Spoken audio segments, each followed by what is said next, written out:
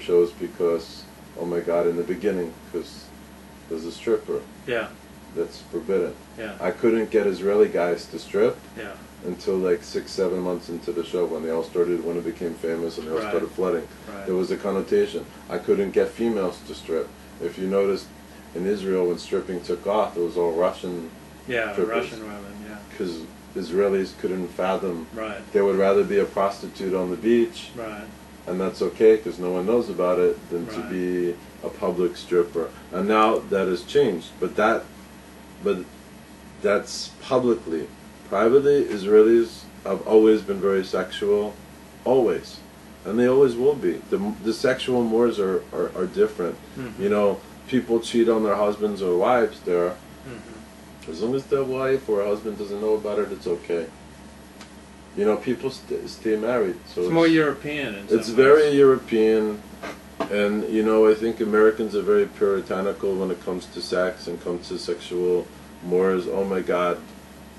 We can't see somebody nude. Oh my God, on the beach or whatever. Well, if you go to a nude beach, oh my God, we can't have a nude beach in town. What are the people going to think of the town? Are there a lot of nude beaches in Israel? There's a few. What about topless bathing? Is that common? That's in regular pretty common. Beaches? Regular beaches. You know, I think people have enough morals not to do it in front of kids. Like there's beaches for, you know, in Tel Aviv, the Tel Aviv beach is divided into different types of people. Mm-hmm. No one put up a sign, this is for this person and that's for that Right, person. They right, just, right. you form your own Right. things. So at the Hilton Beach, you have topless, Right. you have stuff like that. That's more known as a open beach. You know, whereas on Gordon Beach, The Hilton, near the Hilton in Tel Aviv. Yeah. You're talking about. Okay. I mean, there's just different beaches for different things. You know, everybody, each person has their own thing. And if you're a Tel Aviv person, you know, okay, I prefer the Gordon Beach. I prefer the Rekevet Beach, the train beach, or whatever. You know, each one has their own. Is it like a gay beach? The Hilton also. Oh, the Hilton's a gay beach. Yeah.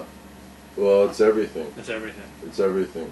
So in other words, you have topless, you have nudes, you have gays. That's more like the anything goes beach. Right. So a lot of people go just to watch because Right. basically anything Yeah. anything goes. You never know. Yeah. It's also right next to it is the separate beaches for men and women. Yeah.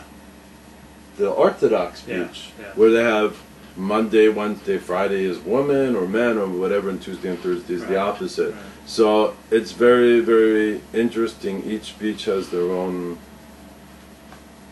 I mean, like Tel Aviv, I know better than LA. I could tell you the streets everywhere. I know it like the back of my hand. It's kind of funny.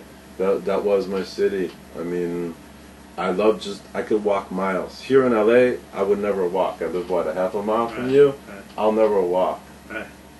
I'll take a car to around the corner to my friend's house. It's LA.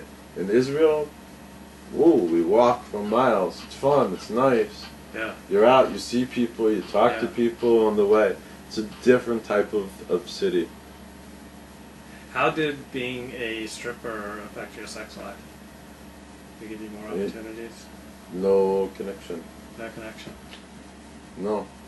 Maybe because you see it as a religious person.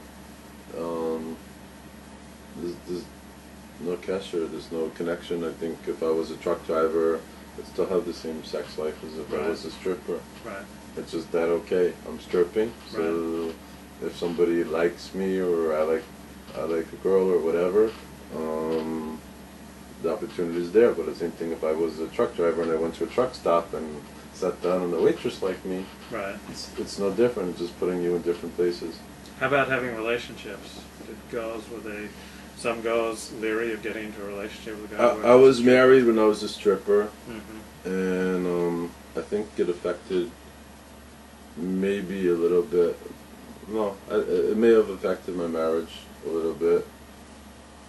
It didn't mean to. Mm-hmm. It was just the way I didn't do anything. There's nothing I did that I'd be ashamed of. Right.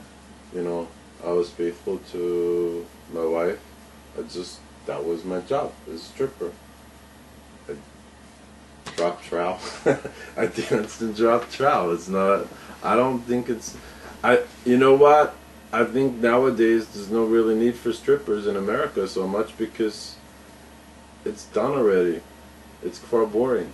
It's boring already. 20 years ago it was like this huge thing. When I first started, I did office parties. Well, guess what? You can't do office parties now. Right. Sexual harassment.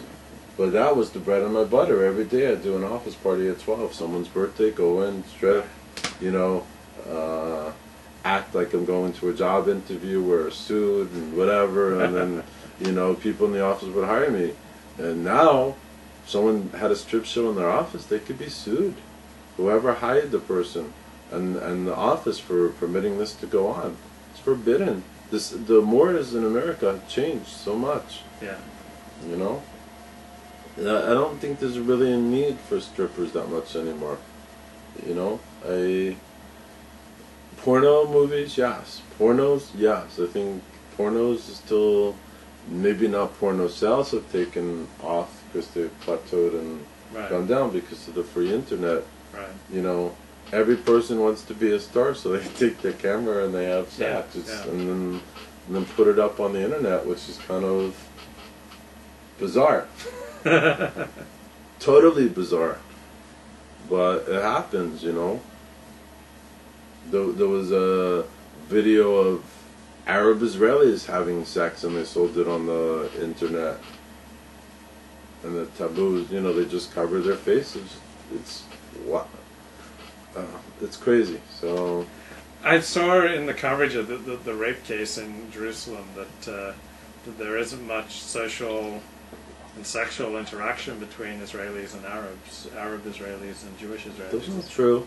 That's not true. I read that article too. Yeah. And it was some professor that probably hasn't been out of his house in 30 years. Yeah.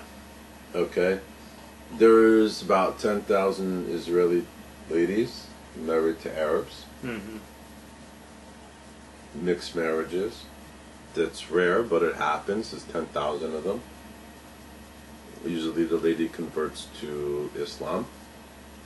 And that happens, How many Jewish men married to Arab women? There it's more rare because, well, actually there was a case in the paper last week. A Dutch Jew married a Syrian Arab in Holland. Both parents rejected them, both sets of parents, and they went for vacation in Israel and were showered with all types of adulation. It was in all the newspapers. It was like a week ago, 2 weeks ago. And the Arab Syrian, the wife, just found it like Israel's so warm and stuff like that. They considered to stay in Israel because both their families rejected them. Mm-hmm. You're not going to stop love. If you think about it, 40 years ago in America, you were forbidden to marry if you were white, you were forbidden to marry black. In some states. In a lot of the states down south. It's crazy. Or if you married a Jew. In a marriage in the 50s in America was pretty much unheard of. Why?